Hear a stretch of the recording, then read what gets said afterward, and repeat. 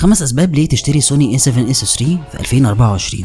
رقم 1، أداء الكاميرا في الإضاءة الضعيفة قوي جدا. الكاميرا بتيجي بسنسور فول فريم بس بتيجي ب 12 ميجا بكسل، وده اللي بيديها القدرة ان هي توصل بالايزو برفورمانس الأداء في الإضاءة الضعيفة لأرقام قوية جدا من غير ما تظهر لك نويز في التصوير بتاعك.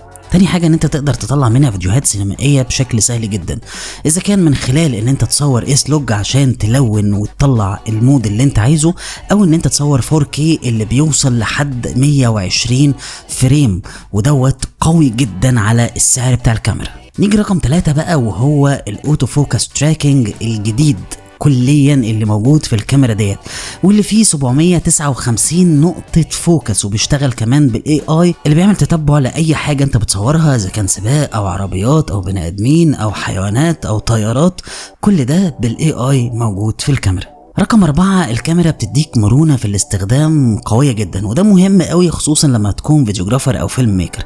الكاميرا فيها اكتر من زرار ان انت تقدر تعمل له كاستمايز للحاجة اللي انت عايزها، ممكن تظبط حاجة للوايت بالانس، ممكن تظبط حاجة لتغيير الفوكس وهكذا.